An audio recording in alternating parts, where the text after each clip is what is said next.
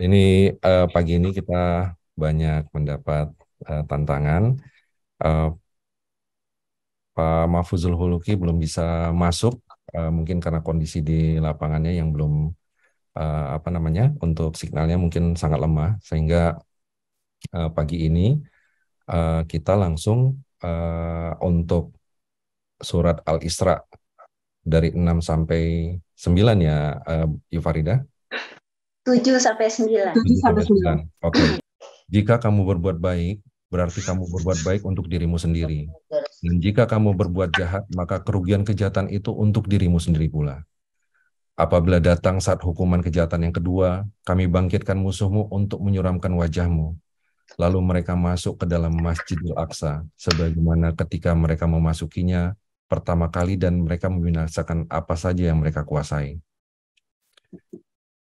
Mudah-mudahan Tuhan kamu melimpahkan rahmat kepada kamu, tapi jika kamu kembali melakukan kejahatan, niscaya kami kembali mengazabmu dan kami jadikan neraka jahanam penjara bagi orang kafir. Untuk yang ayat yang ke-9, sungguh Al-Quran ini memberi petunjuk jalan yang paling lurus dan memberi kabar gembira kepada orang mukmin yang mengerjakan kebajikan, bahwa mereka akan mendapat pahala yang besar. Bapak, Ibu-ibu, demikian untuk sementara tafsir yang yang saya bacakan tadi terkait dengan surat Al-Isra ayat ke-7 dan sampai ayat ke-9. Seperti yang disampaikan bahwa di surat Al-Isra ini seperti yang sudah saya bacakan tadi, bahwa kalau kita berbuat kebaikan maka kebaikan itu untuk kita pula, tapi kalau kita berbuat kejahatan maka kejahatan itu akan kembali kepada kita. Baik Bapak-Bapak, Ibu-ibu, jamaah NBO yang dirahmati Allah, karena Pak Ustadz Nazarudin sudah ada ya, Mbak? Sudah. Alhamdulillah beliau sudah hadir bersama kita, Bapak Ibu sekalian. Baik, untuk mempersingkat waktu, kami persilakan kepada guru kita semua, Bapak Ustadz Kiai Haji Nazarudin Umar, untuk bisa memberikan penyampaian hikmah kepada kita semua. Apa kabar Ustadz? Assalamualaikum warahmatullahi wabarakatuh. Waalaikumsalam warahmatullahi wabarakatuh. Ustadz, mohon maaf nih Ustadz, pagi ini masih pada belajar semua, jadi mungkin belum terlalu lancar dalam mengatasi masalah-masalah yang muncul. Ini harus banyak belajar pada Ustadz Hasanuddin ini. Baik Ustadz, silakan Ustadz. Kami persilakan kepada Ustadz Nazarudin Umar untuk menyampaikan hikmahnya. Baik, bismillahirrahmanirrahim. Assalamualaikum warahmatullahi wabarakatuh. Alhamdulillah. Waalaikumsalam wabarakatuh. Hadana lihada wa ma kunna linahtadiya laula an hadana Allah. Asyhadu an la ilaha illallah wa asyhadu anna Muhammadan abduhu wa rasuluh. La nabiyya ba'd. Allahumma salli wa sallim ala sayyidina wa habibina wa syafi'ina wa maulana Muhammadin sallallahu alaihi wasallam. Amma ba'd. Ibu-ibu dan bapak-bapak sekalian yang sama-sama dicintai, dimuliakan, diberkahi, dan insya Allah selalu dirindukan oleh Allah Subhanahu wa Ta'ala. Pagi hari yang sangat berkah, hari Jumat, Sayyidul Ayyam, saya kira kita sudah mengawali malam kita dengan salat tahajud, dan mungkin juga salat-salat lain seperti salat sunat tasbih, salat sunat witir, hajat, pergi ke masjid, menyelesaikan zikir, wirid, tadarusan. Lalu kita lanjutkan lagi di sini, tadkirah, saling mengingatkan satu sama lain. Ingat kita semua, dalam sebuah hadis, ada sebuah rahasia yang disimpan Allah pada hari Jumat, mulai sebetulnya malam Jumat sampai Jumat nanti, sore malamnya, pintu langit terbuka. Barang siapa yang berdoa pada saat pintu langit itu terbuka, akan diijabah doa itu. Maka itu kita dianjurkan untuk memperbanyak doa-doa yang kita panjatkan di hari Jumat atau malam ini, supaya pas nanti dibuka pintu langit itu pasti juga kita, maka itulah nanti akan mendatangkan keberuntungan yang sangat bagus untuk kita semua.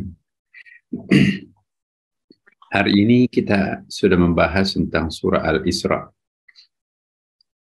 Seperti yang pernah saya singgung sedikit pada beberapa waktu yang lalu, ya, bahwa pertengahan Al-Quran itu ialah surah Al-Isra. Ya, jadi surah Al-Isra ini tidak bisa dipisahkan dengan satu surah sebelumnya dan satu surah sesudahnya. Biasa disebut dengan surah 3 serangkai, Bapak Ibu. Surah 3 serangkai itu kenapa? Karena surah An-Nahl, lebah madu, ya, yang ada pada ayat surah sebelum Al-Isra ini menggambarkan tentang ayat-ayat kauniyah dalam Al-Quran. Ayat-ayat saintifik di dalam Quran itu banyak sekali kita temukan di dalam surah An-Nahl. Masalah biologi, bahkan sampai kepada mikrobiologi, fisika, kimia, ya, kosmologi, ya, tumbuh-tumbuhan, tanaman, rangga, burung, kilat, dan sebagainya. Itu dijelaskan di dalam surah An-Nahl. Sampai namanya pun juga disebut surah An-Nahl, lebah madu. Ya. Kenapa bukan surah lalat, malah surah lebah? Itu artinya Quran menunjukkan yang positif daripada yang negatif untuk manusia. Lalat dengan madu, ada babah, ya. Lalat tabab dengan An-Nahl itu lebah, sama-sama bentuknya mirip, ya. Lalat dengan lebah itu terbang, mungkin juga volume badannya sama, peletakan matanya juga, kakinya mungkin jumlahnya juga sama. Belum pernah juga mirip, tetapi kontradiktif. Satu iblis atau malaikat, kira-kira padanannya seperti itu. Lebah An-Nahl ini kesukaannya adalah kembang-kembang yang bersih, harum, manis, lalu diisap madunya itu. Dia paling tidak suka dengan bau. Dia paling suka dengan yang harum. Lalu sarangnya pun juga di tempat yang lebih tinggi, yang steril, sangat bersih, dan sangat teratur juga sistemnya. Ada kelas pekerjaannya itu yang bisa bertahan 3 minggu. Ada satpamnya, security-nya itu bertahan 3 bulan. Jadi lebah yang ada bergelantungan di sarang itu tugasnya bukan mencari madu, tugasnya mengawal ratu yang ada di dalamnya. Dia mencari madu, itu adalah kelas pekerjaannya itu. 21 km per hari mencari madu. Lalu di-store ke sarang, dipelihara, diamankan oleh security-nya yang gede-gede badannya itu. Lebah pencari makan itu kecil-kecil. Lebah satpamnya, security-nya itu Kopassusnya menjaga sarang, menjaga ibu ratunya itu yang gede-gede itu. Itu yang beracun, itu sangat bahaya itu. Dia pasukan elitnya tuh. Dan yang paling penting di situ ratu lebahnya. Ratunya ada mungkin 1 atau 2, tapi komandonya ada di situ. Apapun kata komandonya, itu kata prajuritnya, itu kata security-nya. Dan karena begitu sterilnya, bersihnya, harumnya, Nabi mengatakan al-asal da'ukulidain dawa. Lebah itu dan madunya obat. Ya. madu itu obat dari segala macam penyakit, kata Rasulullah.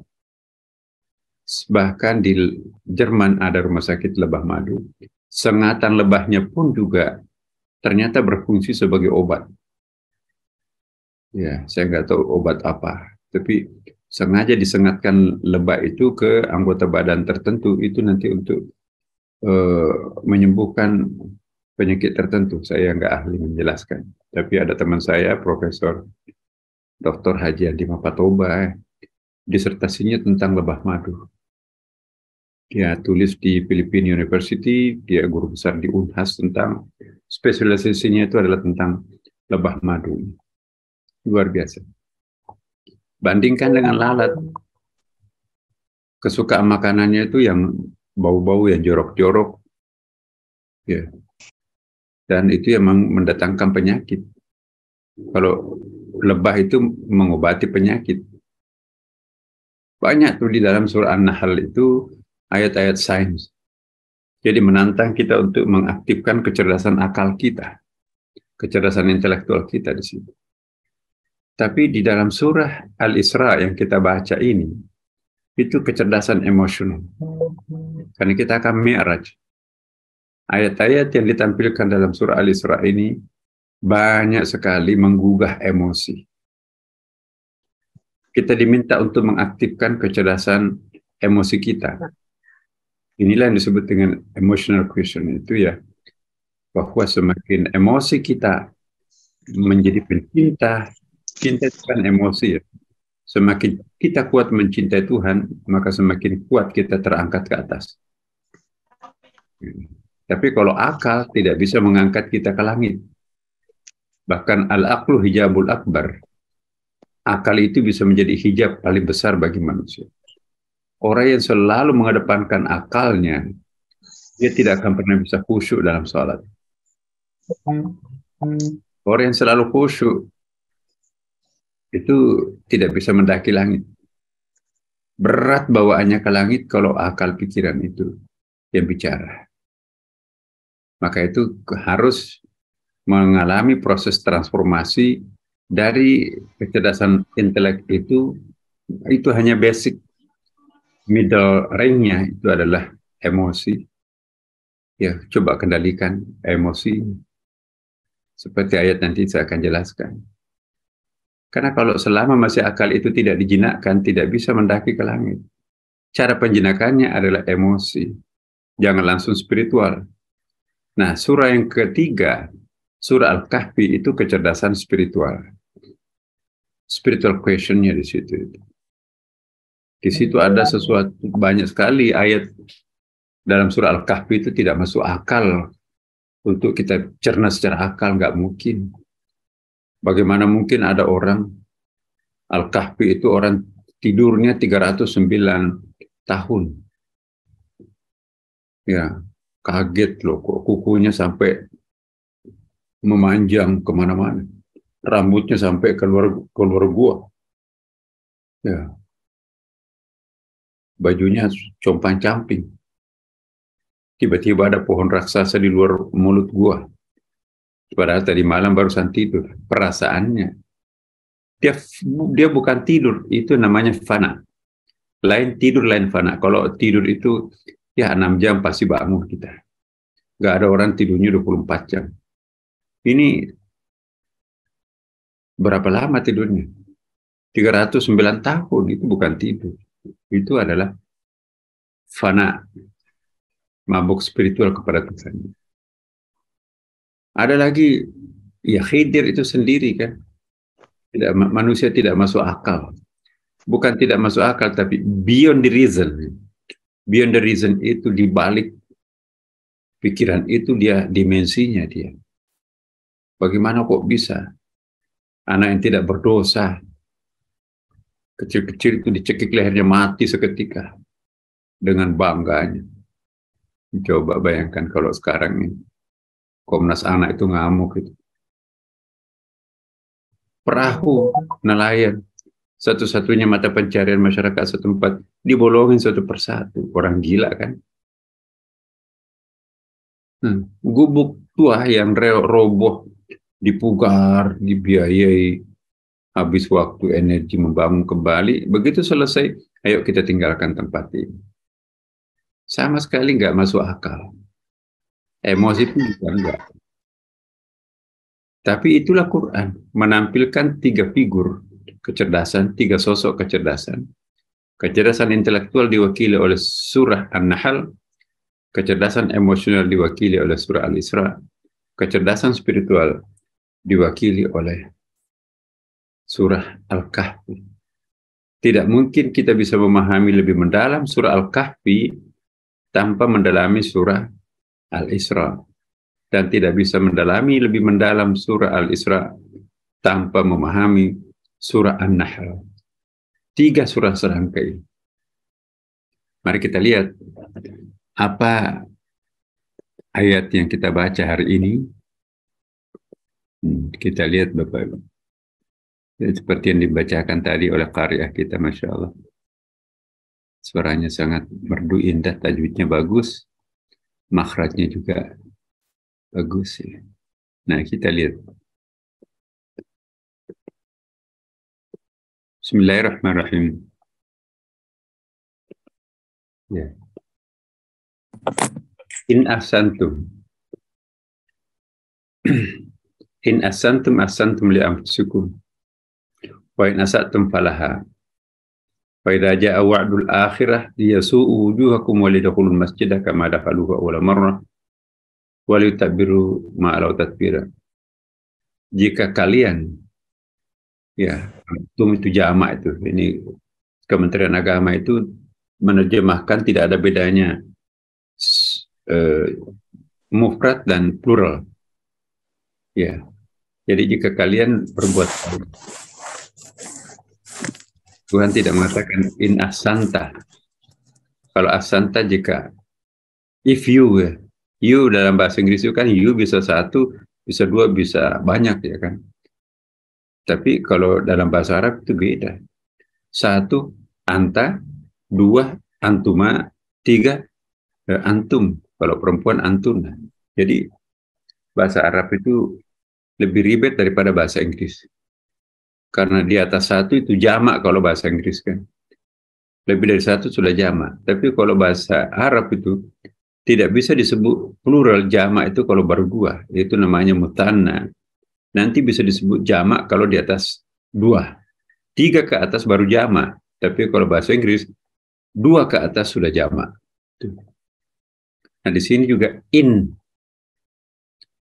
Jika dalam bahasa Arab Bapak Ibu, kalau kita bahasa Arabnya jika ada 3. In, idza dan lau. Ya. Idza tadayantum bidainin ila ajalin musamma. Itu pakai idza. Kemudian ada lau. Ya. Walau syaa rabbuka laja'alnakum ummatan wahidah. Kalau ini in, sama-sama arti bahasa Indonesianya jika. Tapi rasa bahasanya itu beda. Kalau lau, jika, itu pengandaian. Mustahil itu bisa terjadi. Nggak bakalan bisa. Tapi kalau sebaliknya, idza, jika, pasti akan terjadi. Pasti akan terjadi. Tapi kalau in, artinya sama, jika. Tapi 50-50%. Bisa iya, bisa tidak. Nah, jadi gampang memahami kesimpulan ayat hanya mengenali siratul lugawiynya itu ya. Sirat lugawiyahnya kalau bentuknya in, oh itu pasti bisa itu. Ada usaha baru bisa.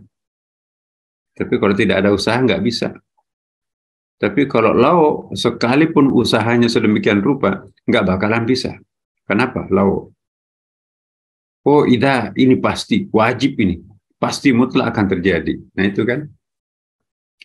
Jika, idza jaa nasrullahi wal fath, jika kalian melihat nanti pada satu saat pertolongan Tuhan itu datang, kalian akan melihat orang itu berlomba-lomba masuk agama Islam. Sekarang sudah 2,2 juta jiwa. 2,2 miliar umat Islam di dunia sekarang ini, Bapak Ibu. Hari ini kita masuk 8 miliar.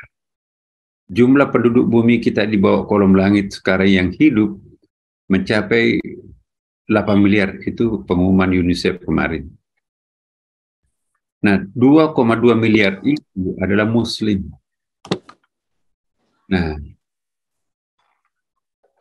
sudah lebih banyak jumlah pengikutnya daripada Katolik dan Protestan. Jadi kalau Katolik dengan Protestan itu dipisah menjadi dua agama, di dunia ini maka umat Islamnya itu lebih besar daripada Katolik dan juga lebih besar daripada umat Kristiani. Ya. Apalagi umat Buddha, Hindu lebih kecil lagi. Jadi Islam ini adalah the largest religion in the world. Disusul Katolik, Protestan, dan agama-agama lain. Ini yang dimaksud idza jaa nasrullah. Pasti akan terjadi. Maka itu ketika ayat ini turun, Masya Allah, ya, semua orang dalam satu acara itu hadir Nabi, Abu Bakar, Umar, Kotawa, bahkan ada yang tepuk tangan.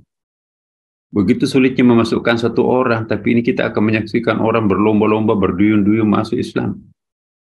Semua orang bergembira, kecuali Abu Bakar nangis. Hai Abu Bakar, kamu tidak bergembira dengan turunnya ayat menggunakan idza. Idza itu kan kemutlakan terjadi. Ya saya tahu, kata Abu Bakar. Kenapa menangis, kata Umar? Siapa tahu ini adalah pertanda Rasulullah sudah selesai misinya, tugasnya. Maksudnya, jangan-jangan Rasulullah akan meninggalkan kita karena sudah selesai tugas. Ya. Lalu Umar konfirmasi kepada Nabi karena juga hadir dalam satu acara itu kan. Apakah benar kata Umar, kata Abu Bakar itu ya Rasulullah, kata Umar. Ngangguk Nabi begini. Maka seluruh orang yang dalam acara itu tadinya ketawa, tepuk tangan, nangis tersuduh-suduh. Dan betul tidak lama setelah surah ini turun, Rasulullah wafat. Itulah hebatnya feelingnya Abu Bakar. Feeling dan intelektualnya Abu Bakar. Super cerdas. Itu menggunakan idza jaa nasrullah wal fath. Semua penggambaran yang menggunakan kata-kata idza itu semua terbukti, Bapak Ibu. Tidak ada yang tidak terbukti. Ya. Tapi kalau Tuhan menggunakan lau, biar berusaha sedemikian rupa nggak mungkin terjadi. Kenapa? Itu pemustahilan.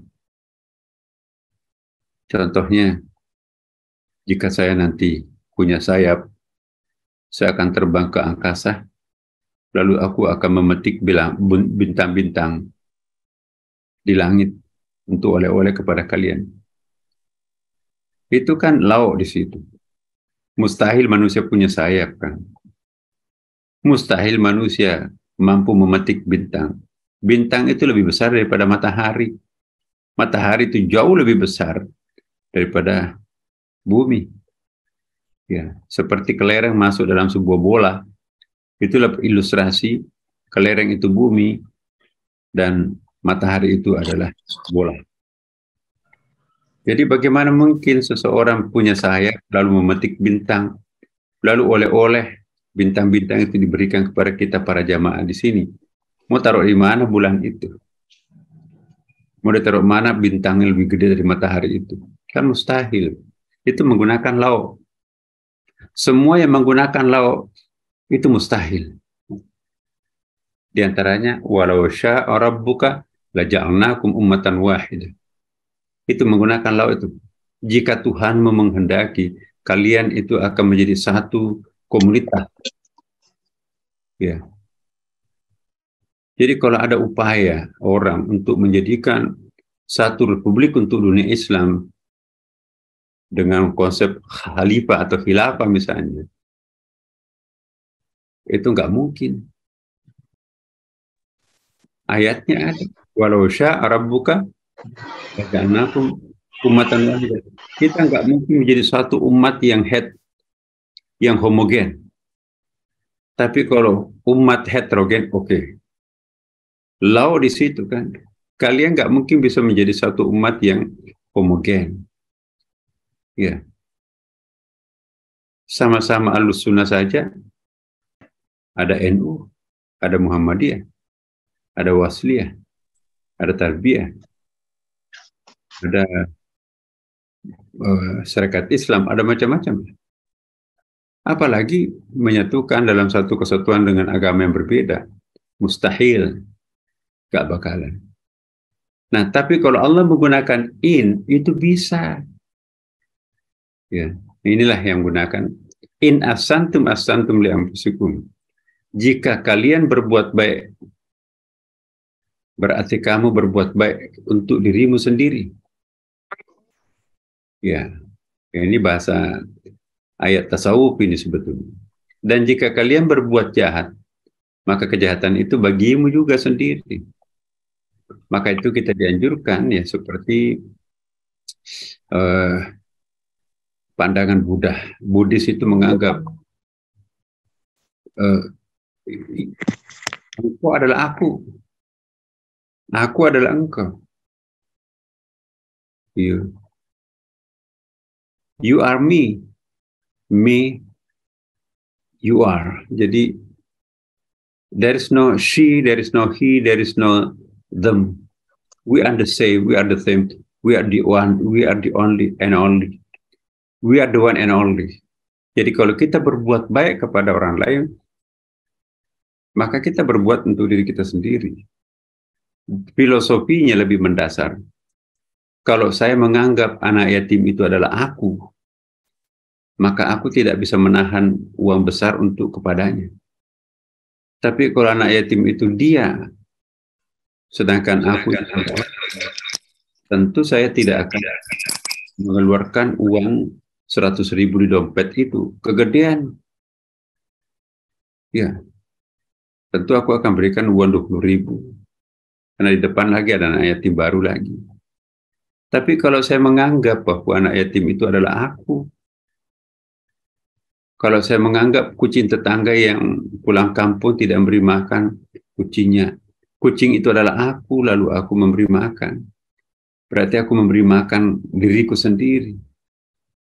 Jika rumput yang menguning tidak pernah disiram air hujan, lalu aku siram dengan air, karena aku menganggap rumput itu adalah aku, maka semua yang problem itu adalah aku yang problem. Semua yang bahagia, yang bangga, yang dipromosi itu juga adalah aku. Maka aku tidak perlu cemburu kepada yang dipromosi. Karena yang dipromosi itu sesungguhnya aku. Tapi sebaliknya kalau ada orang kecelakaan, yang kecelakaan itu adalah aku. Maka aku harus menolong mereka, karena itu artinya aku menolong diriku sendiri. Nah, kalau filosofi ayat ini kita pegang, maka Masya Allah, tidak usah kita omongkan Pancasila, itu very practical. Itu yang kita harapkan. Ya, persatuan Indonesia, sangat kemanusiaan yang adil dan beradab. Jadi in asantum. Jika kalian berbuat baik. Nah, ini kan jika menggunakan huruf in. Ini artinya ada orang yang bisa seperti ini dan ada orang tidak bisa seperti ini kan. Maka itu in. Di antara kita di sini insya Allah Bapak Ibu sebagian besar sudah in berbuat baik kepada orang lain seperti berbuat baik kepada dirinya sendiri. Mengasihi orang lain sama dengan mengasihi diri sendiri. Ya, menelantarkan orang lain sama dengan menelantarkan dirinya sendiri. Kalau kita memberikan sedekah pada diri sendiri, ada penyesalan enggak? Enggak. There is not the other. Tidak ada orang lain lagi. Beda tuh bawaannya. Siapa itu pengemis depan pintu? Oh iya, udah langganan tuh. Enggak, itu aku. Apalagi? Jadi yang kita berikan itu bukan hanya sayap ayam, tapi paha ayam. Karena kita lebih suka memakan paha ayam daripada sayap ayam. Nah, sesekali kita kasih sayap paha ayam untuk para peminta-minta. Ya.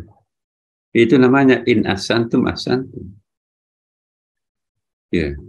Tapi kalau kita bermaksud jahat kepada orang, suka memviralkan aibnya orang, bangga pada saat melihat orang lain jatuh, maka kita pun juga bangga melihat diri kita jatuh. Itu orang gila kan? Bangga ketika ditimpa musibah. Suka kerjaannya menjatuhkan dirinya sendiri. Orang gila itu. Kenapa? Ya orang yang suka menjatuhkan orang lain sama dengan menjatuhkan dirinya sendiri. Orang yang suka melukai orang lain berarti melukai dirinya sendiri. Kalau ada orang yang suka melukai dirinya sendiri tidak normal. Jadi logikanya kalau ada orang yang suka mengumumkan aibnya orang lain, itu kondisi kejiwaannya tidak normal. Rumah sakit jiwa alamatnya itu paling tepat. Jadi introspeksi diri kita sendiri. Kalau kita bangga menyaksikan orang lain jatuh, ya, sedih menyaksikan orang lain berhasil, sakit jiwa kita perlu dirawat itu. Nah, inilah artinya inna santum asantum li anfusikum wa inna sa'tum falaha. Fa idza jaa wa'dul akhirat liyasu'u wujuhakum wa liyadkhulul masjida kama dakhalu awwal wa liyutabiru ma tatbira. Jadi itu penjelasan. Kita lihat ayat berikutnya. Asarabukum ayyarhamukum wa in udtum udna wa ja'alna jahannama lil kafirina hasira. Mudah-mudahan Allah Tuhanmu akan melimpahkan rahmatnya kepadamu. Jadi asa. Asa dengan la'allah itu mirip bahasanya Bapak Ibu. La'allakum tattaqun. Semoga kalian bertakwa.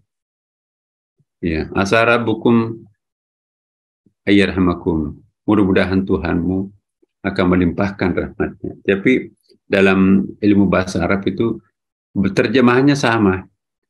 Tapi ada asa, adalah Allah. Ya. Kalau asa itu, mudah-mudahan Tuhanmu, itu didahului oleh usaha proaktif dari seorang hamba untuk mendapatkan rahmat Allah. Tapi kalau la'alla tidak sekuat dengan energi manusia yang harus keluar, boleh jadi energi kita sedikit yang keluar, tapi rahmatnya Allah yang besar. Ya, misalnya kan apa? La'allakum tattaqun. La'alla, mudah-mudahan, asa, ya mudah-mudahan juga sama itu. Rabbukum, asa rabbukum. Kenapa Tuhan tidak mengatakan asa ilahukum ayyarhamakum? Jadi Allah itu punya dua kapasitas. Ada Allah kapasitasnya sebagai rububiyah atau Rabbun. Allah maha nurturing, pemelihara, feminin, lembut. Kalau Allah menggunakan ilahun untuk dirinya, Allah itu maskulin, struggling, dan power struggle gitu. Nah, kalau kaitannya didempetkan dengan rahmat, Allah menggunakan Rabbun. Jadi Tuhan sebagai maha feminin. Alhamdulillahi Rabbil Alamin. Segala puji bagi Allah Rabbul Alamin. Kenapa? Karena Ar-Rahmanir Rahim. Jadi kalau Ar-Rahmanir Rahim, maka yang pasti covernya itu adalah Rabbun. Ya. Tapi kalau sifatnya struggle, kedikjayaan, kekuasaan, keangkuhan, pendendam, ya gentle dan seterusnya yang maskulin itu Allah menggunakan ilahun untuk dirinya. Jadi sama-sama Allah, tapi kalau jika dia tampil sebagai Rabbun, maka kemahalembutannya Allah yang akan kita terima. Tapi kalau yang tampil Allah sebagai ilahun, awas loh, hati-hati. Allah maha maskulin, Al-Muntaqim pendendam, Al-Mutakabir maha angku, Al-Jabbar maha pemaksa, Al-Qahar awas maha tegas. Tapi kalau Tuhan tampil sebagai Rabbun, Ar-Rahmanir Rahim, ya, apalagi nama-nama feminin Allah dalam Al-Quran. Al-Latif, Maha Lembut. Al-Ghafur, Maha Pengampun. Al-Afu, Maha Pemaaf. At-Tawwab, Maha Penerima Taubat, ya kan? An-Nasir, Maha Penolong. Ya. Kemudian As-Sabur, Maha Sabar. Itu nama-nama feminin Allah. Itu nama-nama rububiyahnya Allah. Ya. Kalau nama-nama maskulinnya seperti tadi, Muntaqin, Al-Jabar, Al-Qahar, Al-Mutakabir. Jarang terulang dalam Quran. Tapi yang paling sering terulang adalah dimensi rububiyahnya. Bukan dimensi uluhiyatnya. Itu juga sebetulnya rahasia buat kita. Jika ingin mencontoh Tuhan, dominasikan sifat-sifat feminin kelembutan dalam dirinya. Karena Tuhan lebih mirip feminin, the mother of God, daripada maskulin, the father of God. Jadi Allah lebih menonjol sebagai feminine God, bukan sebagai masculine God. Nabi Muhammad SAW itu, karena khulquhu Al-Quran, akhlaknya adalah Al-Quran, kata Aisyah, maka itu juga Nabi kita itu feminine prophet. Feminine prophet itu artinya apa? Rububiyahnya menonjol, bukan uluhiyah. Nah, itu dia. Asarabukum ayarhamakum. Ya, mudah-mudahan Tuhanmu akan melimpahkan rahmatnya kepadamu. Ya, rahmat itu dua macam, Bapak Ibu. Ada rahmat rahmaniyah, ada rahmat rahimiyah. Bismillahirrahmanirrahim. Ar-Rahman melahirkan rahmat rahmaniyah, Ar-Rahim melahirkan rahmat rahimiyah. Apa perbedaan rahmat Ar-Rahman dan rahmat Ar-Rahim? Sama-sama berasal dari akar kata yang sama, rahimah, cinta kasih. Kalau cinta Ar-Rahman, universal. Orang jungkir balik, kafir pun dikasih oksigen gratis oleh Allah. Dikasih kesehatan kalau pintar merawat kesehatannya. Dikasih jodoh yang bagus. Dikasih jabatan yang penting. Padahal kafir, pendosa. Kenapa? Rahmat apa yang dia peroleh itu semua? Itu namanya rahmat rahmaniyah. Rahmat rahmaniyah itu baik orang kafir atau orang beriman, binatang dapat, tumbuh-tumbuhan dapat, malaikat dapat, jin dapat, laut dapat. Semua yang mendapatkan kasih sayangnya Allah, apapun dirinya, maka itu namanya memperoleh rahmat generik. Rahmat generik itu adalah rahmat rahmaniyah. Tapi Ar-Rahim, rahmat rahimiyah itu very specific. Spesifik banget. Hanya diberikan kepada orang-orang yang muttaqin. Wa may yattaqillaha yaj'al lahu makhraja wa yarzuqhu min haitsu la yahtasib. Barang siapa yang sangat feminin, bertakwa kepada Allah, ya, pasti akan diberikan jalan keluar terhadap setiap persoalannya. Dan akan diberikan rezeki di luar dugaan. Jadi kalau kita dekat dengan Allah, menjadi sahabat Allah, ya nggak usah khawatir. Idh yaqulu li sahbihi la tazan illallah ma'ana. Dia berkata kepada sahabatnya, kita nggak usah khawatir, Allah bersama kita. Itu kata Nabi kepada Abu Bakar di dalam Gua Hira. Dan betul, selalu ada solution. Ya, there are many solutions. There are many options. Itulah kalau orang-orang yang rahimiyah. Tapi kalau Rahman itu tidak sebanyak solusi rahimiyah. Rahman itu suka mentok. Kaya sih kaya, pejabat sih pejabat, tapi suka nangis. Kenapa suka nangis? Istrinya selingkuh. Kenapa nggak nangis? Ditahan di KPK. Bagaimana nggak nangis? Anak pertamanya narkoba, anak keduanya kriminal. Coba. Rumahnya kayak surga, istana, tapi isinya neraka. Rahmat rahmaniyah itu tidak langgeng. Sekejap, tapi rahmat rahimiyah sampai di akhir hidup, bahkan sampai di akhirat. Maka itu properti yang kita miliki. Milikilah dengan cara rahmat rahimiyah. Istri kita, istri rahimiyah. bukan rahmaniyah. Kalau istri rahmaniyah, 5 tahun akan datang cerai. Orang yang paling dicintai adalah istrinya atau suaminya. Tapi begitu cerai, manusia yang paling jahat adalah suaminya atau istrinya. Itu rahmat rahmaniyah.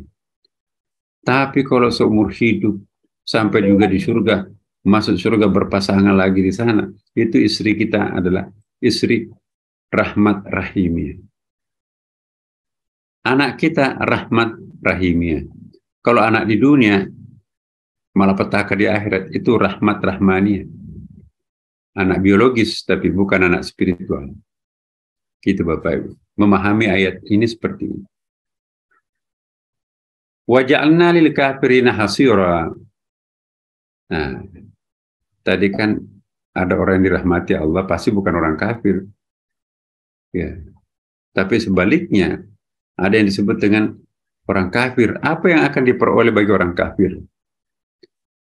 Ya, niscaya kami akan kembali mengazabmu, kami jadikan neraka jahanam penjara bagi orang-orang yang tidak beriman atau unbeliever. Unbeliever itu kafir, tidak beriman. Itu namanya al-kafir. Kafarah to protect, menolak untuk mengakui Tuhan. Hasira itu belenggu penjara. Ya. Orang kafir itu nanti akan dapat belenggu. Tapi orang yang beriman itu akan dapatkan rahmat. Inna hadzal Qur'ana yahdi lillati hiya aqwam. Sesungguhnya Al-Qur'an ini memberikan petunjuk kepada petunjuk atau jalan yang lebih lurus aqwam itu ya. Dan memberikan kabar gembira kepada orang-orang mukmin yang mengerjakan amal saleh bahwa bagi mereka itu pahala yang besar. Ada huruf inna Bapak. Ini inna nih. Apa artinya inna? Sesungguhnya. Really, ya. Sesungguhnya. Hadzal Qur'an, Qur'an ini, inna hadzal Qur'ana, ya, yahdi, memberikan petunjuk, direction. Jadi Quran itu hidayah. Ya. Sedangkan kalau begini, ada hidayah, ada irsyad. Bapak Ibu. Kalau irsyad itu petunjuk, hidayah itu petunjuk. Apa bedanya hidayah dengan irsyad? Ya. Kita mau ke Blok M, Jakarta ini, Bapak. Pak, tahu nggak tempatnya Blok M? Kata tukang parkir, oh Pak, ini lurus, itu lampu merah kedua belok kiri, ya. Di situ udah masuk mentok, di situ Melawai, itulah Blok M. Terima kasih Bapak, ya Mas Mugasi, ya. Directionnya tukang parkir itu disebut irsyad, ya. Sedangkan tukang parkirnya itu disebut mursyid. Orang yang memberi petunjuk itu mursyid, petunjuknya disebut irsyad. Tapi kalau ia memberi petunjuk itu Allah, maka petunjuknya disebut hidayah. Maka dengan itu Allah disebut sebagai Al-Hadi. Al-Hadi pemberi petunjuk yaitu Allah. Petunjuknya Allah disebut hidayah. Tukang parkir disebut mursyid, Pak Kiai disebut mursyid, petunjuknya Kiai tukang parkir itu disebut dengan irsyad. Sama-sama bahasa Indonesianya. Irsyad petunjuk, mursyid pemberi petunjuk. Al-Hadi pemberi petunjuk, hidayah petunjuk. Tapi bagi orang yang ngerti bahasa Arab, oh hidayah itu dari Allah. Oh ini mursyid berarti dari manusia. Oh ini tukang parkir jadi petunjuk. Oh itu bahasa Arabnya adalah mursyid, bukan al-hadi. Oh Allah yang memberi petunjuk, itu bukan mursyid, tapi Allah subhanahu wa ta'ala. Nah itu dia kan. Inna hadzal Qur'ana yahdi lillati hiya aqwam. Ya. Al-Quran itu memberikan petunjuk kepada aqwam yang lebih lurus. Lurus itu apa? Itu nanti akan ada siratal mustaqim. memberikan apa ya, direction, true direction, the right path. Right path itu siratal mustaqim. Right direction itu adalah hidayah tadi itu. Wa yubashshirul mu'minin, Allah menggembirakan. Basyarat tersenyum, basama mirip tuh ya. Wa yubashshirul mu'minin, apa yang dimaksud mukmin? Dari akar kata amanah, aman. Itu bahasa Arab itu aman itu bahasa Arabnya aman. Bahasa Arab itu artinya orang yang merasa tenang jiwanya, orang merasa tenang pikirannya. Kenapa dia aman? Karena dia mukmin, dia beriman ya, karena dia beriman. Jadi orang yang merasa tenang, orang yang merasa damai, bahasa Arabnya mukmin. Jadi kalau Bapak Ibu mengaku sebagai orang mukmin, tanya, apakah aku sudah hidup aman? Apakah aku sudah hidup tenang? Apakah aku sudah hidup damai? Selama kita tidak merasakan tenang, aman, dan damai, maka sesungguhnya kita bohong. Kita bukan mukmin. Mukmin itu ialah orang yang tenang, ya, orang yang safe, ya, damai, orang yang bahagia. Itu namanya mukmin. Kenapa orang mukmin itu tenang, bahagia, damai? Karena dia beriman. Apa itu iman? Menjalankan direction tadi. Ya. Orang yang menjadikan kebenaran itu sebagai habitnya, maka itu disebut dengan al-amin. Kayak Nabi kan, al-amin. Ya. Sama itu. Mukmin itu temporary, dia beriman keluar masuk. Imannya keluar masuk. Tapi kalau al-amin sudah permanen, sudah eternal dalam dirinya kebaikan itu, maka itu disebut dengan al-amin. Sudah menjadi habitnya. Kalau salatnya di depan mertua aja,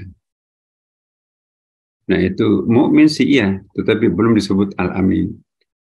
Tapi di kejauhan luar negerinya pun juga dia nggak pernah absen salat, itu al-amin. Kenapa al-amin? Dia memelihara amanah. Jadi aman, iman, mukmin, amanah itu satu akar kata Bapak Ibu. Jadi tidak ada iman tanpa rasa aman, ya. Tidak ada rasa aman kalau tidak amanah. Kalau orang amanah pasti janjinya adalah rasa aman, tentram. Jadi iman, mukmin, amanah, iman, ya, al-amin, itu banyak tuh semantiknya. Alladzina ya'maluna salihati, apa artinya ya'maluna? Amila itu perbuatan positif Bapak Ibu. Kalau fa'ala perbuatan negatif dalam Al-Quran. Jadi kalau kita bahasa Arabnya, alladzina ya'maluna salihati, kalau kita ya'maluna itu sudah salihati itu. Jadi sebetulnya kalau kita menggunakan kata amila, sebetulnya tidak perlu pakai as-salihat lagi. Karena tidak mungkin bisa disebut amal itu kalau tidak saleh. Tapi kalau fa'al itu bisa tidak saleh, bisa salah itu. Salah bahasa Indonesia itu negatif ya. Salah itu wrong. Tapi salah bahasa Arab itu baik. Coba itu. Salah pakai shad itu baik. Salah bahasa Indonesia pakai sin itu buruk. Coba. Hati-hati loh. Makhraj bisa membuat arti yang sangat prinsip berbeda. Salah dan salah. Salah buruk. Salah bagus ya. Salah buruk. Ya'maluna salihati, jadi salihati itu artinya taqyid, stressing point, penegasan, penekanan. Tapi kalau Allah menggunakan fa'al, wah hati-hati, itu negatif connotation itu kalau fa'al. Alam tara kaifa fa'ala rabbuka. Tidak dikatakan alam tara kaifa amila rabbuka. Amila itu perbuatan positif, tapi kalau fa'ala itu siksaan. Annalahum ajran kabira, ya. Sesungguhnya mereka itu akan dijanjikan pahala yang besar. Ya Allah, Bapak Ibu, inilah emosional kan sifatnya surah Al-Isra ini. Jadi rahim ini cinta kan, cinta itu wilayahnya emosi, emotional quotient. Jadi kalau kita menyentuh rasa Tuhannya, godly, ya, our attitude is godly. Kalau kita sudah apa itu godly itu? Rububiyah. Ya. Rububiyah itu godly, feminin, lembut, ya, pasrah, tawakal, enak gitu ya. Energi positifnya memancar kemana-mana. Tapi kalau power struggle yang kita miliki, energi negatifnya memancar kemana-mana. Oke. Saya kira ini dulu, Bapak Ibu. Semoga ada manfaatnya. Assalamualaikum warahmatullahi wabarakatuh. Waalaikumsalam warahmatullahi wabarakatuh. Masya Allah, Ustadz Nasar, banyak pemahaman yang hari ini kita terima. Ada beberapa pertanyaan, Ustadz, yang mungkin mohon arahan dari Ustadz. Dari Ibu Siti Wahyuna Bintari, terkait dengan surat An-Nahl, kecerdasan akal, kemudian surat Al-Kahfi, kecerdasan spiritual. Dia bertanya, apakah ada surat yang menjelaskan tentang kecerdasan fisik atau perilaku manusia, Ustaz? Kecerdasan fisik ya.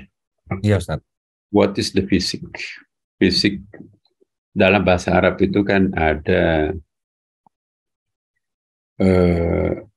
jasad, ada badan, ada jism. Selesai itu ya. Jadi lain dalam bahasa Arab itu jasadon, jasad mukasar ya. Badanun, our body itu, the body itu badan kita. Badan itu lebih kepada badan yang tampak luaran itu ya, badan kita. Ototnya kelihatan, rambutnya gondrong, badannya kurus krempeng. Itu al-badan. Badan itu bahasa Arab, tapi kulit luarnya manusia itu. Kalau jasad itu termasuk tulang-tulangnya, jantungnya, ya, perutnya, ya, otaknya, ya, itu badan itu holistic body of human body itu ya. Nah itu namanya jasad. Tapi ada namanya jismun. Jismun itu mengcover al-akal, kecerdasan intelektualnya, ya, sebagian spiritualnya, dan juga itu sebagian daripada intelektualnya. Nah ini intelektual itu dalam bahasa Inggris itu kan juga kita salah kaprah dalam bahasa Indonesia itu ya Bapak Ibu. Jadi kalau kita intelek banget itu reason ya. Lain reason, lain intelek. Intelek itu sebetulnya lebih kepada spiritual. Jadi kalau saya tadi mengatakan kecerdasan intelektual itu bahasa Indonesia. Intellectual question itu sebetulnya spiritual question itu. Dimensinya itu beyond the reason kalau intelek. Kalau reason itu ya reason itu sendiri. Secara profit apa namanya itu ya. Al-akal itu apa ya? Al-akal itu ya reason, bahasa Inggrisnya reason. Lain reason, lain intelek. Kalau reason itu permainan otak. Tapi kalau intelek itu combination antara akal dengan our feeling, kecerdasan feeling dan kecerdasan reason, itu akan mengental menjadi sebuah karakter intelek namanya. Jadi intelektual, seorang intelektual itu not only reason, tetapi juga adalah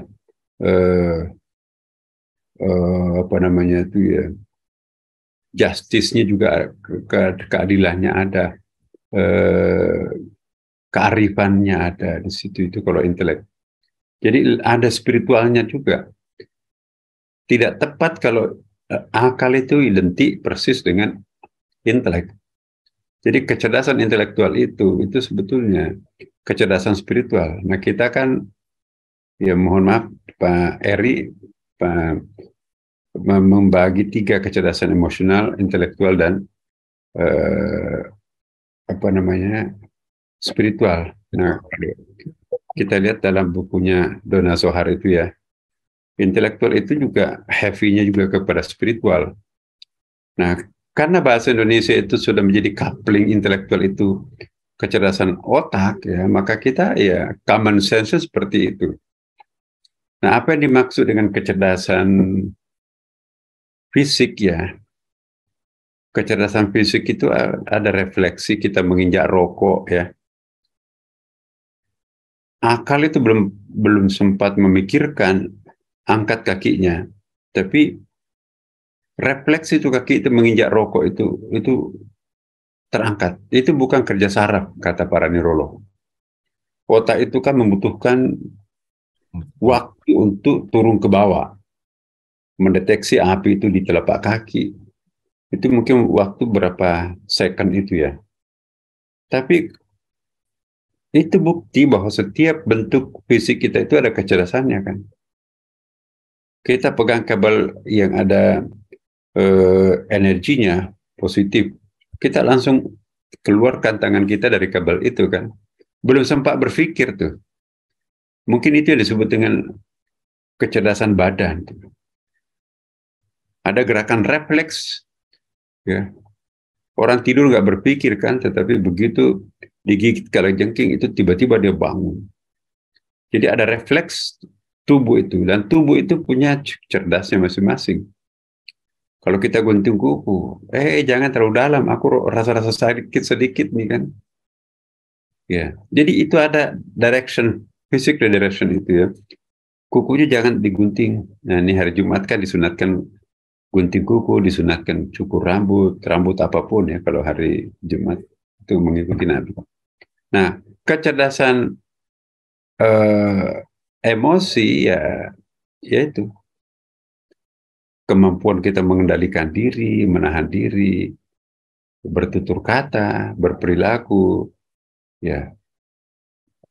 Kita memperhatikan social space kita itu bertenggang rasa, itu kecerdasan spiritual, kecerdasan emosional. Tapi kalau kecerdasan spiritual itu, waduh, salat saya tadi malam itu khusyuk banget ya. Aduh, Masya Allah, tenang banget. Itu prestasi spiritual. Nah, saya kira itu. Kecerdasan secara fisik, bahasa Indonesia itu susah. Ya, apa sih maksud fisik? Fisik dalam pengertian badanon, fisik dalam pengertian jasadon, fisik dalam pengertian jismon. Jadi jism itu mengcover luar dalam, spiritual, non spiritual, itu namanya jismon.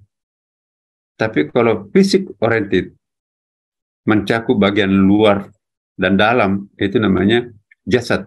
Tapi kalau badan, penampilan luarnya tubuh kita. Yang dalamannya, yang roh sifatnya, itu ada namanya kalbu. Kalbu itu leher ke bawah. Ya.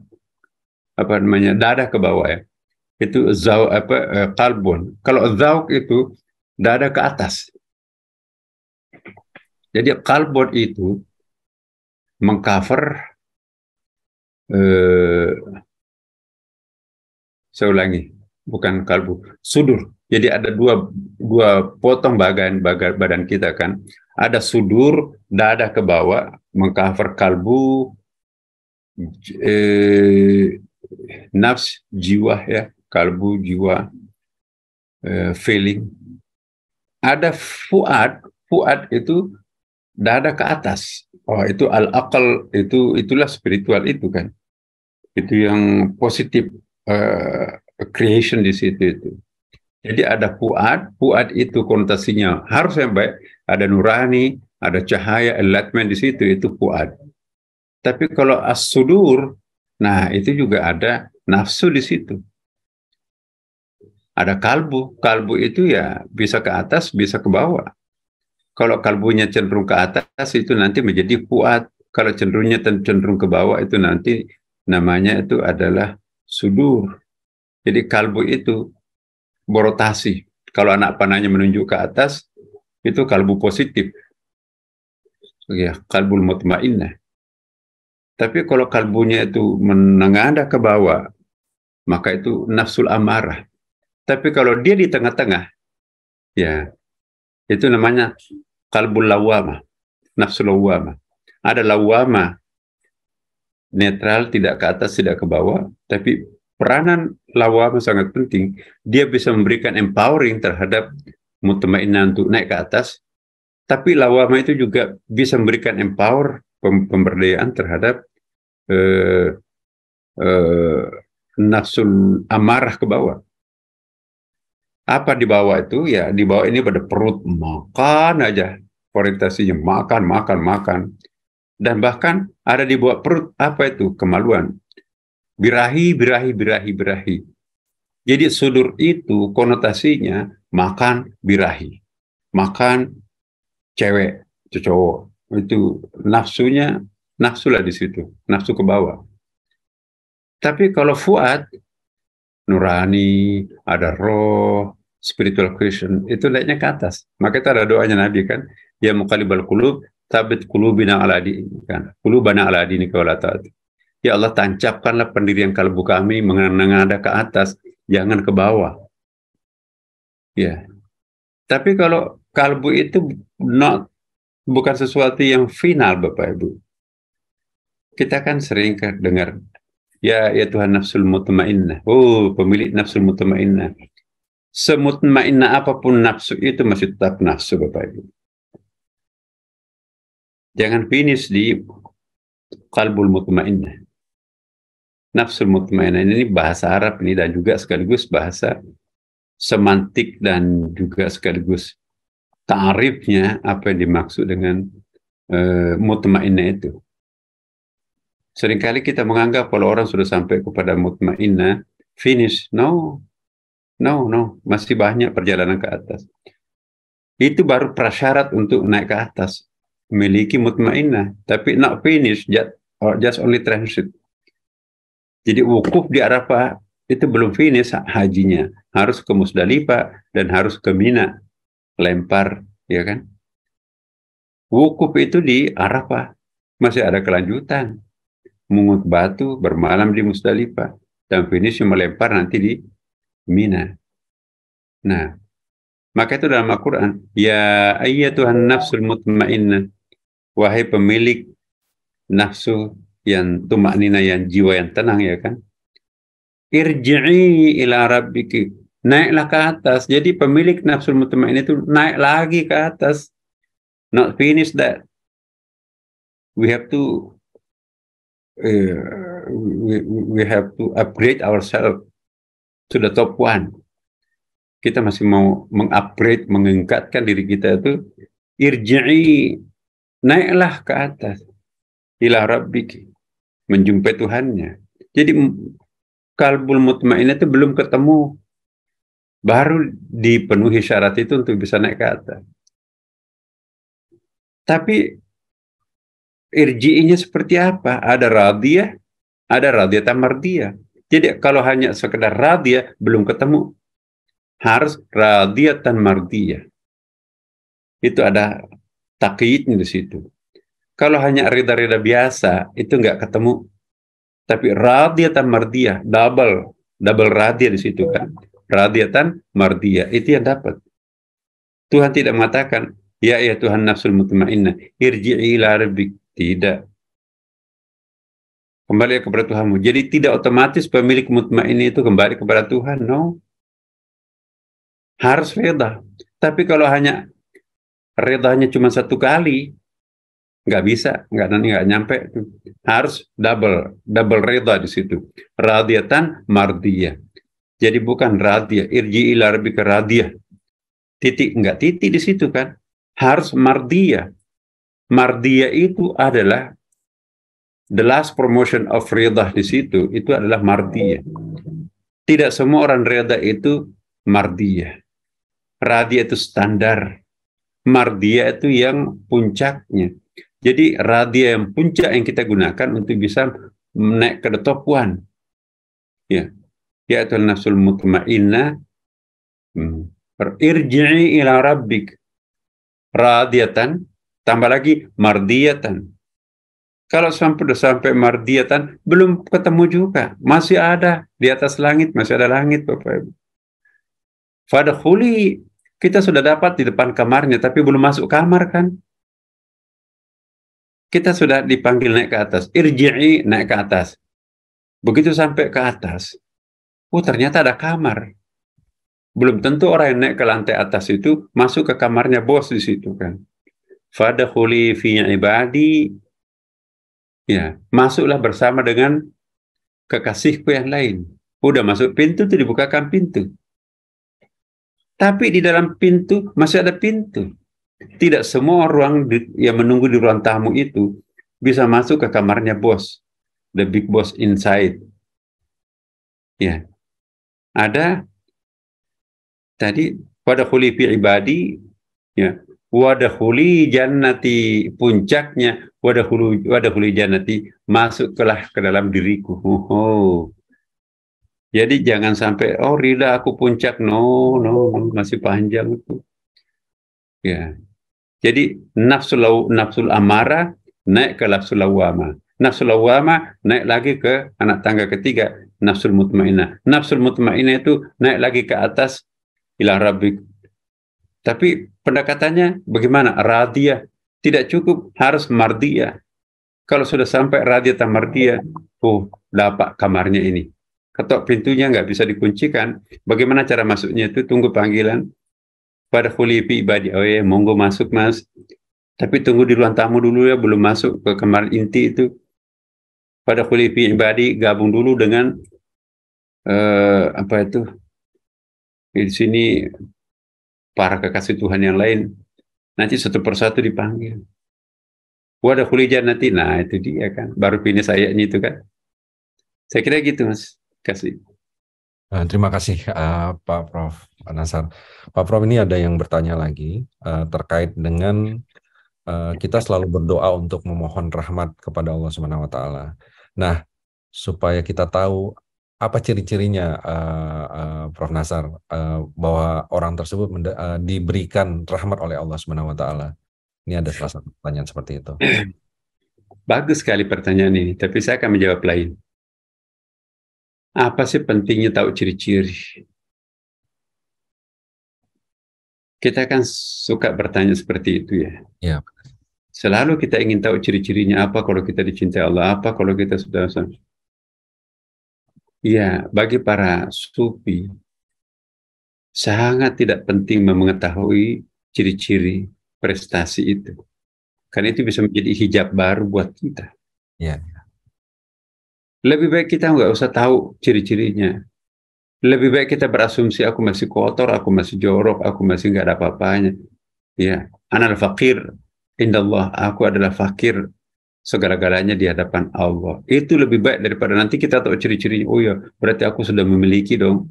Oh ya, itu sudah grade second grade saya nih. Oh, the 5th grade ini saya sudah di lantai 5 ini. Akhirnya nanti itu akan tepuk dada. Jumawa Ustaz ya? Ya, jadi tidak perlu tahu posisinya di mana. Apalagi kalau ingin mendemonstrasikan mukjizatnya. Aku kan ahli salat tahajud, ya Allah berikanlah kemampuan untuk bisa terbang. Berikan kemampuan mengobati orang yang stroke berat. Nah, justru itu kebalikannya. Inilah bedanya antara orang awam dengan orang wali. Orang awam itu selalu ingin mencari bukti bahwa dirinya sudah dia di grade mana. Dia sudah mendapatkan ciri-cirinya. Itu yang paling ditakuti oleh para wali. Apa doanya? Ya Allah, jangan menunjukkan keajaiban dalam diri saya. Kenapa? Tidak sedikit, bahkan banyak jumlahnya orang yang diberikan ciri-ciri itu dari Allah dan disadarkan bahwa ciri-ciri itu ada pada dirinya, justru dia tetap di tempat, tidak naik lagi ke atas. Maka itu banyak orang yang kita pernah lihat ya diberikan hidayah oleh Allah, tapi dikomersilkan. Akhirnya mati hidayah itu, tidak berkembang hidayah itu. Tadinya waktu pertama itu cukup baca surah Al-Fatihah kok benar-benar sakit perutnya itu sembuh, benar-benar stroke-nya itu bisa berdiri. Tapi kemudian dikomersilkan Seolah-olah yang jaya itu bukan Allah, jaya adalah dirinya sendiri, yang hebat adalah dirinya. Udah hilang tuahnya, apa namanya itu ya, hilang kekeramatannya, karena Tuhan tidak akan memberikan bisikan kedua kalau orang sudah mendemonstrasikan secara ria kelebihan itu. Jadi hemat saya, lebih baik kita tidak perlu ciri-cirinya apa prestasi spiritual itu. Biarkan Tuhan yang sendiri, kita kan tidak perlu orang lain memberi pengakuan kan. Yang penting buat kita itu Allah memberi pengakuan. Bahkan tidak diakui pun juga nggak ada masalah. Inna sholati wa nusuki wa mahyaya wa mati lillahi rabbil alamin. Jadi kalau ada orang yang suka mendemonstrasikan potensi dan kelebihannya, itu orang awam. Tapi kalau ada orang tawadu di tengah kelebihan dari Allah yang ada pada dirinya, itu bukan orang sembarangan. Makasih. Baik, Ustaz. Baik, pencerahan yang baik, Ustaz. Memang sebaiknya kita tidak mempertanyakan apakah Allah telah menerima, apakah Allah telah memberikan rahmat atau hidayahnya kepada kita. Yang penting buat kita terus melakukan ibadah dan selalu berharap atas rahmatnya. Ustadz, sampai jam berapa bisa ini, Ustadz? Ya, saya kira kita cukupkan dulu ya, Mas. Oke, Ustadz ya. Baik. Ustadz, berkenan kalau berdoa, Ustadz? Oke. Baik. Pak Prof juga nggak ada ya? Pak Prof nggak ada. Mungkin Pak Rudi sebentar bisa. Ya, silakan. Pak Rudi Rajab, silakan Pak Rudi. Jadi Prof ada, Prof Suharyadi ada. Prof Suharyadi ada. Oke, silakan Prof Suharyadi. Prof Suharyadi sudah di Jepang nih, Ustadz. Kalau berkenan mungkin Pak Rudi Rajab, Pak Dedi, ya. Masih persiapan Profnya. Oke. Pak Rudi, ya silakan Pak Rudi. Mohon di unmute Pak Rudi Rajab. Ya. Assalamualaikum warahmatullahi wabarakatuh. Assalamualaikum warahmatullahi wabarakatuh. Masuk tuh Prof. Waalaikumsalam. Di mana ini Pak? Memuliakan. Mohon maaf ini lagi ada perlu di Tokyo. Jadi agak telat menyapa Prof Nasar, mohon maaf. Ini sedang mau jalan. Jadi Prof Nasar, kami walaupun jauh tapi tetap mendengarkan tausiah Prof Nasar yang selalu luar biasa dan tentu sangat bermanfaat bagi teman-teman semua. Dan kami sangat menghargai setiap Jumat Prof Nasar tetap meluangkan waktu di tengah-tengah kesibukannya untuk memberikan tausiah yang sangat bermanfaat bagi kita semua. Dan mohon maaf, saya mohon izin untuk tidak bisa melama menyampaikan, dan Pak Hasanuddin juga masih dalam perjalanan. Ya, benar. Karena beda sehari, jadi hari ini baru mendarat.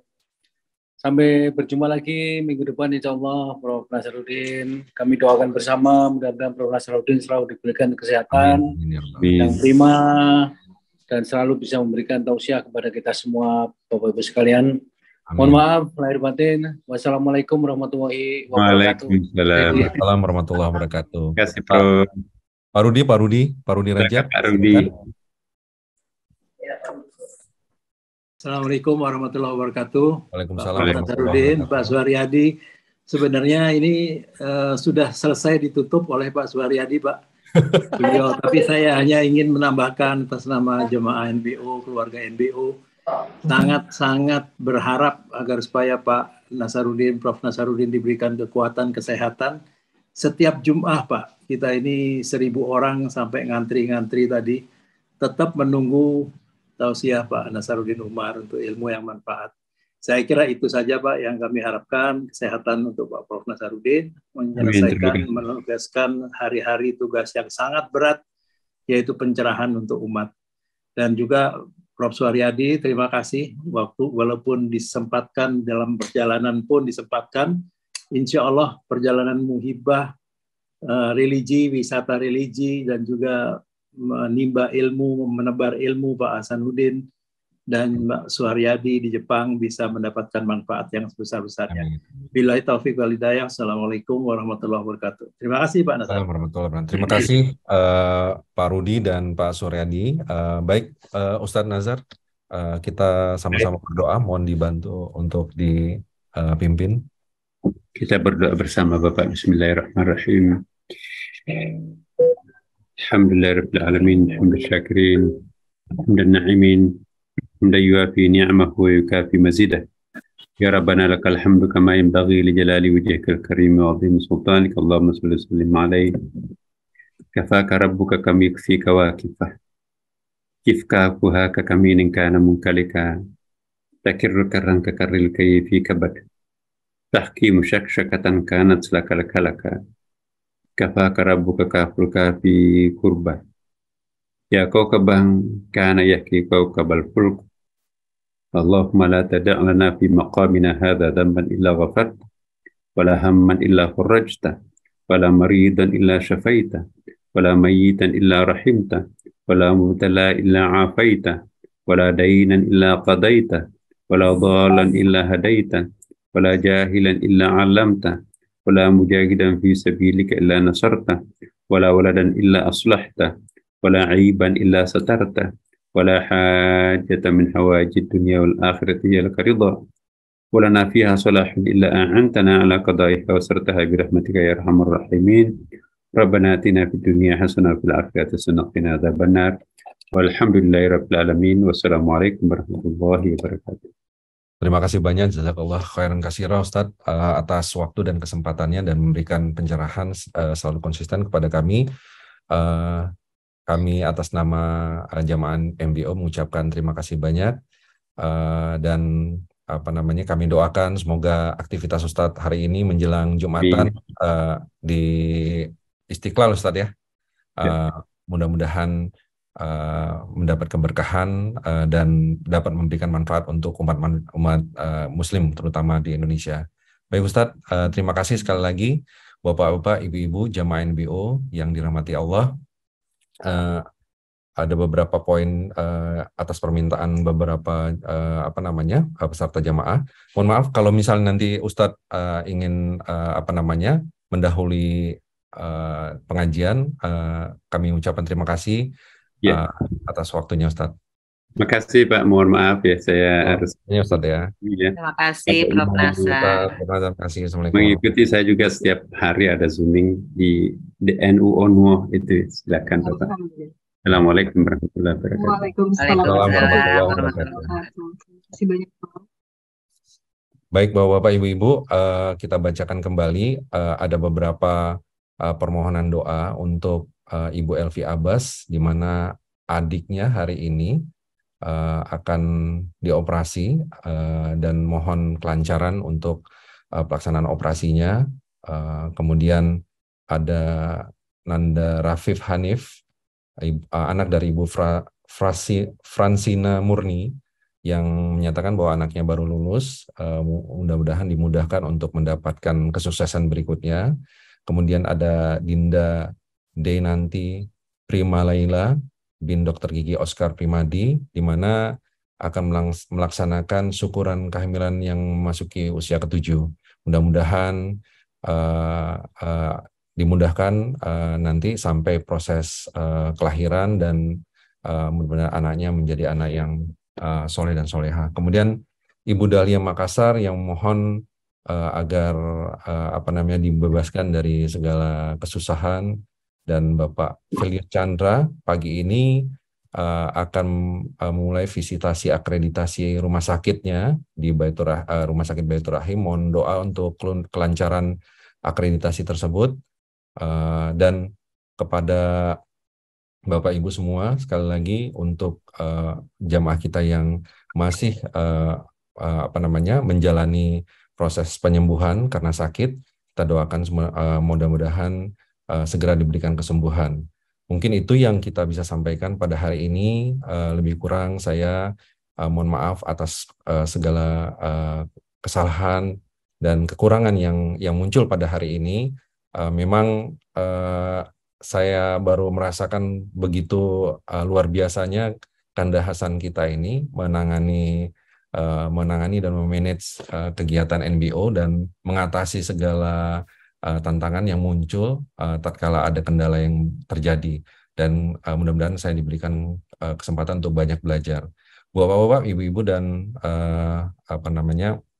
jamaah NBO yang dirahmati Allah, kami selesaikan acara pada hari ini. Mudah-mudahan Jumat berkah ini berkah pula untuk kita atas hikmah dan ilmu yang kita dapatkan pada pagi hari ini. Lebih kurang, saya mohon maaf. Wabillahi taufik wal hidayah. Assalamualaikum warahmatullahi wabarakatuh. Pak Dedi, Baik. mohon Ya. maaf ini Pak Hasan sudah bersama kita. Oh Alhamdulillah. ya, silakan. Ya, Kanda sebentar. Hasan, Kanda Iya. Hasan. Sebentar menggunakan ID. Mungkin pakai handphone ya. Iya, sepertinya beliau menggunakan handphone. Sudah bersama kita, Bapak Ibu sekalian. Beliau sudah sampai Nagoya. Ya. Pakai MHT. Iya, Kanda Hasan. iya, sudah bersama kita. Iya, silakan Pak Hasan. Alhamdulillah. Ya, silakan di-unmute Pak Hasan. Iya, alhamdulillah. Assalamualaikum warahmatullahi wabarakatuh. Alhamdulillah saat ini saya sedang dalam posisi antri di imigrasi, sudah tiba di Nagoya dalam keadaan selamat dan lancar atas doa Bapak dan Ibu semuanya, dan bahagia sekali bahwa kegiatan NBO kita tetap bisa berjalan, bisa terlaksana, sehingga mudah-mudahan Allah senantiasa melimpahkan rahmat, barokah, dan ridhonya untuk kita semuanya. Terima kasih kepada Pak Dedi beserta seluruh panitia, Ibu Susi, Ibu Lena, Ibu Ani, serta Bapak dan Ibu semuanya, Pak Rudi Rajab, para tokoh-tokoh di NBO ini. Semoga Allah berikan kemudahan dan kelancaran untuk kita semuanya. Insya Allah pada hari Ahad, sekarang hari apa ini? Hari Jumat. Ya, Jumat. Insya Allah pada hari Ahad kita bisa bergabung kembali di dalam melaksanakan NBO ini dari Nagoya, insya Allah. Demikian Bapak dan Ibu. Terima kasih atas doa dan perhatiannya. Mohon maaf lahir dan batin. Wassalamualaikum warahmatullahi wabarakatuh. Salam Salam Pak Hasan. Warahmatullahi wabarakatuh.